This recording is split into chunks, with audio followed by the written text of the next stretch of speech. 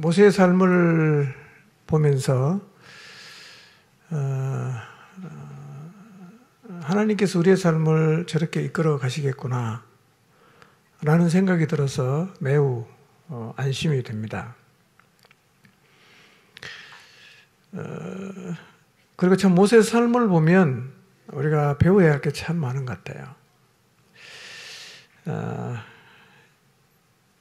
나이 40에 이제 왕의 자리를 노릴 수 있는 때가 되었지만 그는 하나님의 백성 히브리인이라는 정체를 가지고 있었습니다. 그래서 고통을 받고 있는 형제들을 외면하지 않고 그들을 돌보아야겠다 그런 생각을 하고 있었습니다. 누구라도 모세 입장이 되면 왕자로 살고 있는 자신과 노예로 살고 있는 형제들은 급이 달라서 나하고는 대면할 수 없다, 상대할 수 없다 그렇게 생각할 수가 있는데요. 참 그 왕이 될 위치에서도 노예로 살고 있는 그 동족들을 형제로 생각하고 그들을 돌볼 생각을 했다는 자체가 참 대단한 것 같습니다. 아마도 모세는 하나님이 자기를 죽을 수밖에 없는 자리에서 건져내시고 궁중에서 살게 하신 것이 이때 동족을 구원하기 위함이라는 그런 생각을 하고 있었던 것 같습니다. 내가 남보다 높은 자리, 좀 넉넉한 형편, 또 영향력을 미치는 자리에 있을 때 우리는 어떤 태도를 보였고 또 지금 보이고 있을지를 한번 돌아보면 좋겠습니다.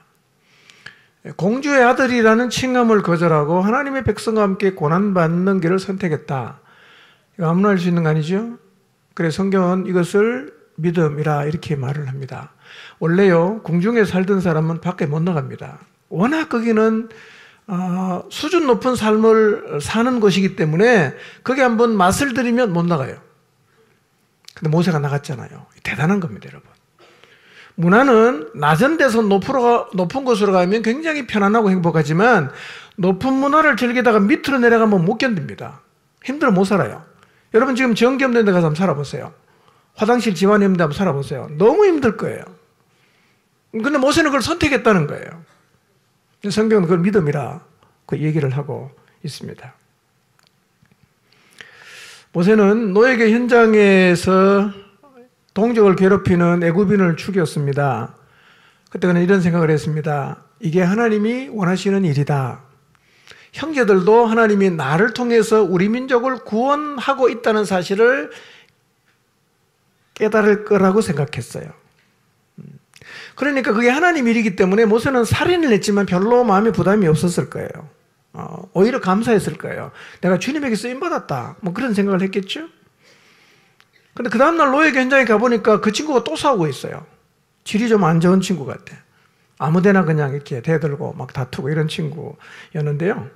어쨌든 그 싸움을 중재를 하다가 그 친구가 어제 일을 폭로하는 바람에 갑자기 모세는 도망자가 되었죠.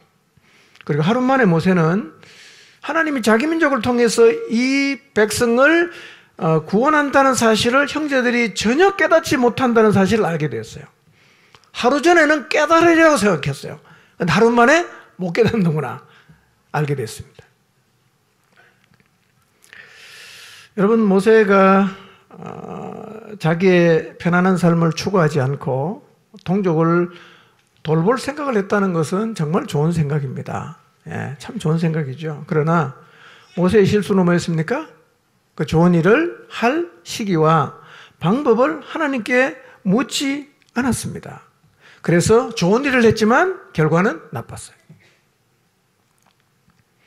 여러분, 하나님 일은요, 내가 생각하기에 좋다고 그냥 해버리는 것은 잘하는 게 아닙니다. 내가 아무리 좋은 생각이어도 뭘 해야 됩니까? 기도해야 됩니다. 물어봐야 됩니다. 언제 할지, 어떤 방식으로 할지 물어야 됩니다. 그거 안 묻고 내가 좋게 생각한다고 해버리면 좋은 의도로 시작했지만 결과는 항상 나쁠 수밖에 없습니다. 그리고 하나님의 뜻이 이루어지지도 않게 돼요. 하나님께 먼저 물으시기 바랍니다. 가장 위험한 건 뭡니까? 기도하지 않는 열정이에요. 기도하지 않고 열정 있는 사람이 제일 무서운 사람이에요. 기도하지 않고 좋은 생각을 말하는 사람, 위험합니다. 하나님께 묻지 않고 자기 생각대로 좋은 일이라고 하는 사람도 굉장히 위험한 사람이에요.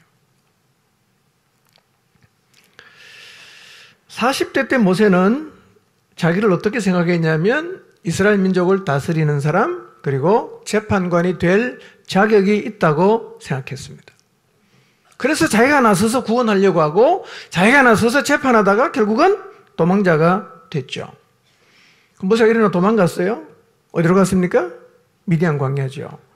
지도를 모르면 미디안 광야로 갔다는 의미가 별로 와닿지 않은데요. 오늘 아침에 지도 보셨죠? 몇 킬로입니까? 직선거리 600킬로입니다. 둘러가면 거의 1000킬로가 되나? 굉장히 먼 길이죠. 살겠다고 애굽의 영향력이 미치지 않는 미디안까지 그냥 주랭랑을 놨죠. 여러분, 지난 40년 살면서 모세가 그렇게 되리라고 한 번이라도 생각을 했겠습니까? 내가 미디안에 갈 거다 한 번이라도 생각해 본 적이 있겠습니까? 없죠. 근데 모세는 지금 거기 가 있어요. 놀러 간 게 아니라 무슨 애굽의 특사의 자격으로 간 것도 아니고요. 그냥 도망자로 간 거죠. 그처럼 가끔씩 하나님은 우리 인생도요, 우리가 전혀 예상하지 못한 것으로 이끌기도 하십니다. 살다 보면 그런 자리에 설 수 있어요. 선한 의도로 시작했는데 결과가 나빠서 우리가 하나님을 향해 실망하고 누군가를 향해서 굉장히 분노하는 자리에 서 있을 수도 있습니다.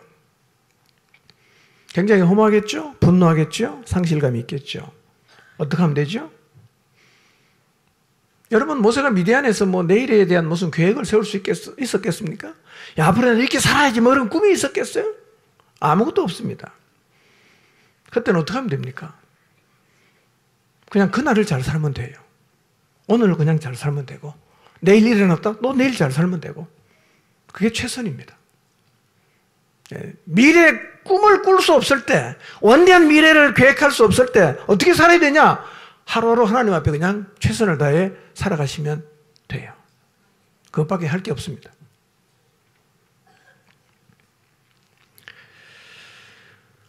모세는 낯선 땅 미디안에 전혀 계획이 없이 오게 되었습니다. 물론 아는 사람 하나도 없지요? 어떻게 살아야 되나? 막막했을 거예요. 뭐하고 살아야 되나? 막막했을 겁니다. 그건 놀라운 일이죠. 우리가 볼 때는 우연한 일 같지만 사실은 하나님이 준비한 거죠. 모세는 하나님은 모세가 미디안 광야에서 40년을 살아갈 준비를 다 해놓으셨어요. 어디서 그 일이 시작됩니까? 미디안 우물가에서. 로엘의 7 딸을 만남으로 연결이 되기를 시작합니다. 그 집에 초대가 됩니다. 갈 데가 없으니까 모세도 불러주니까 고마워서 기뻐서 그 집에 머물렀습니다.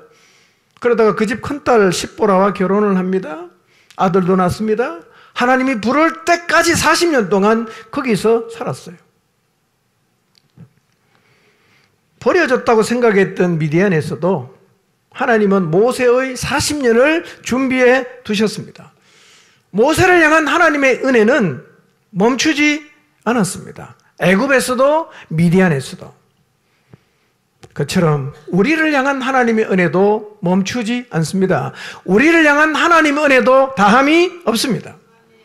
하나님, 여러분 인생 길 걸음걸음마다 하나님이 준비하시고 인도해 주시고 보호해 주시고 그분의 날개 깃 아래 은혜로 품어 주십니다. 걱정하지 마시길 바랍니다. 고난 중에도 은혜가 있어요. 절망 가운데도 은혜가 있습니다. 이해할 수 없다고 투정하고 실망한 자리에서도 하나님의 은혜는 여전히 있습니다. 그 다음 23절은 이렇게 말합니다. 여러 해 후에. 참 저는 이게 제 마음에 큰 의미로 다가왔어요. 여러 해 후에. 여러분, 모세에게 여러 해 후가 무슨 의미가 있어요? 꽤 많은 시간이 지났다 그런 얘기인데요. 사도행전에 보면 이때 모세의 나이가 80이었거든요. 지난 40년이 지났다는 얘기인데 여러분 모세 입장에서 30년이 지나든 40년이 지나든 50년이 지나든 그게 무슨 상관이 있어요? 어차피 뭐 내일에 대한 희망이 없고 그냥 양치기로 살다가 죽을 건데 모세에게는 사실은 여러 해 후라는 게 아무런 의미가 없지요? 근데 모세는 하나도 의미 없다고 생각했는데요. 하나님은 이 40년을 굉장히 의미 있게 생각하셨어요. 왜냐하면 여러 해 후에 어떤 일이 벌어집니까? 하나님께서 이스라엘을 출애굽시키는 때가 다가온 거예요. 여러분, 하나님이 굉장히 의미 있게 생각하는 시간이지만 우리는 의미 없게 생각할 수 있어요. 어쩌면 지금 여러분이 살아가는 그 삶의 모습이 여러분은 도대체 내 인생은 왜 이렇게 되는가 의미 없이 시간을 보낸다고 생각할 수 있을지 모르나 하나님은 그 시간을 굉장히 의미 있게 본다는 사실을 잊지 마시길 바랍니다. 의미 있는 시간입니다. 모세가 전혀 의미를 부여하지 않았던 미디안에서의 40년은 무슨 의미입니까? 인간적으로 생각하면 모세는 미디안에서 썩고 있어요. 40년 애굽의 모든 걸 다 배운 그렇게 정말 탁월한 하나님의 사람이 아무것도 안 하고 그냥 양이나 치고 있으면 이거 하나님 입장에서도 굉장히 손실처럼 보이지 않습니까? 모세가 썩고 있다. 그렇게 생각할 수 있죠. 그러나 하나님이 이렇게 보시는 거죠. 내가 모세를 준비시키고 있다 이거예요. 모세 입장에서는 썩고 있다고 생각할지 모르지만 하나님 입장에서는 모세를 썩히는 게 아니라 준비시키는 거예요. 모세는 전혀 눈치를 못 챘어요. 그러나 미디안 광야 40년은 이스라엘이 출애굽하면 광야를 거쳐야 가나안으로 가는데 여러분 광야에 한 번도 있어보지 못한 사람이 200만 데리고 어떻게 가겠어요? 그러나 모세는 40년을 살았어요. 광야의 생리를 압니다. 낮에는 어떤지 밤이 되면 어떤지 다 알아요. 40년을 돌아다녔으니까요. 그러니까 나중에 출애굽할 때 백성을 데리고 나갈 때요. 모세는 광야가 겁나지 않았을 거예요. 아니까요. 40년 살았잖아. 뿐만 아니라 영적으로 나는 진짜 아무것도 할 수가 없구나. 아무것도 가진 게 없구나. 철저하게 자아를 내려놓는 시간을 가지면서 모세가 준비가 됐어요. 그런데 이 오랜 이 40년 기간 동안 하나님이 또 뭘 준비했냐? 투트모스 3세가 죽었어요. 모세를 잡아 죽이려고 혈안이 되어 있던 투트모스 3세가 죽었습니다. 또 하나 준비. 40년간 계속해서 고역이 중해짐으로 이스라엘 백성도 야, 우리 이제 여기서 나가고 싶다는 생각을 하게 됐어요. 그럼 모세가 전혀 의미가 없다고 의미를 느끼지 못했던 이 40년 동안 하나님은 출애굽의 준비를 완벽하게 하셨어요. 모세 준비시키죠? 왕 죽었죠? 이스라엘 백성은 나가겠다는 마음 가졌죠? 어쩌면 여러분이 의미 없다고 생각하는 이 시간 도대체 나 왜 사는지 모르겠다. 하나님이 나를 도대체 여기 데려다 놓고 뭘 하시는지 모르겠다 라고 여러분 스스로가 여러분의 삶에 대해서 의미를 부여하지 못하는 그 순간에도 하나님은 일하고 계신다는 사실을 믿으시기를 바랍니다. 여러분 이스라엘 백성이 애굽에 430년째 살고 있는데요. 살기 좋았으면 너네들은 다른 나라에 와서 살기 어려우니까 보조금 줄게 이러고 돈을 줬으면 나가려고 하겠습니까? 절대로 안 나가겠죠. 왜 애굽을 싫어하고 나가려고 합니까? 고난이 너무 힘드니까 그랬어요. 그냥 고난이 있었던 게 아니라 고난이 길었다는 거예요. 우리가 제일 싫어하는 게 뭡니까? 고난도 싫어하지만 고난이 긴 거를 제일 싫어합니다. 우리는 짧게 끝났으면 원하지요. 잠깐만 하나님 하시면 금방 알아들을 테니까 제발 길게 하지 마십시오. 그렇게 하나님께 말하고 싶어 하는데요. 짧은 고난은 우리를 변화시키지 못합니다. 모든 연행이 똑같습니다. 우리가 진짜 내면이 변하려면 긴 고난이 필요합니다. 긴 고난이 있을 때 우리의 태도를 바꿉니다. 긴 고난이 있을 때 우리의 생각을 바꿉니다. 긴 고난이 있어야 우리가 자세를 바꾼단 말이에요. 여기 여러분은 동의하기 싫은 분 계실 거예요. 아니요, 저는 그렇지 않습니다. 저는 조금만 하나님이 고난을 줘도 금방 알아차리고 나는 태도를 바꿉니다 라고 주장하고 싶겠지만 그런 사람은 없어요. 여러분 이스라엘 백성이 얼마나 죽도록 고생했습니까? 그리고 출애굽에 나갔잖아요. 1년도 안 돼서 어디를 그리워합니까? 애굽을 그리워합니다. 돌아가고 싶다. 그때가 훨씬 좋았다. 그때는 부추도 먹었잖아. 마늘도 먹었잖아. 이렇게 말하거든요. 우리가 그런 사람이에요. 우리가. 혹시 고난이 길어지십니까? 불평하지 마시고 내면을 바꾸십시오. 태도를 바꾸십시오. 자세를 바꾸십시오. 그러면 끝납니다.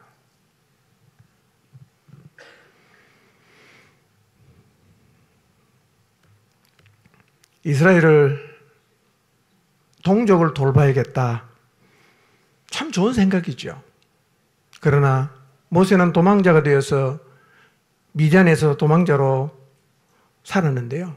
그처럼 어쩌면 오늘 우리도 내가 원하지 않는 자리에 서서 아무런 의미도 부여할 수 없는 정말 허송하는 세월을 살아가고 있다고 생각을 하신다면 모세를 잘 생각해 보시기를 바랍니다. 모세가 의미 없다고 생각했던 40년, 일단 하나님이 거기서 살 수 있는 터전을 다 준비해 두셨어요. 결혼하게 하시고 아이 낳게 하시고 장인 양을 치면서 살았죠. 그리고 출애굽의 준비를 완벽하게 하셨어요. 모세 준비시키고 애굽 왕 죽고 이스라엘 백성이 애굽이 넌들이 난다 나가자 라는 마음을 갖게 하셨습니다. 그러니까 하나님은 계속 일하셨다는 겁니다. 지금 우리 인생 가운데도 일하고 계십니다. 우리에게 주신 약속도 하나님은 기억하시고 그 약속을 완벽하게 이룰 수 있는 환경들을 쉬지 않고 열심을 가지고 만들어간다는 사실을 잊지 마시기를 바랍니다. 우리의 삶이 하나님의 약속 가운데 있다면 의미 없는 시간은 결코 없습니다. 우리도 여러 해 후에 우리는 몰랐지만 우리에게 주신 약속을 이루기 위해서 하나님께서 만들어 놓으신 그 약속의 성취를 보게 될 것입니다. 우리를 돌보시고 늘 우리를 기억하시는 하나님을 믿고 어떤 자리에서든 은혜로 이끌어 가시는 그 하나님과 함께 하루하루를 믿음으로 살아가시기를 주님의 이름으로 축복합니다.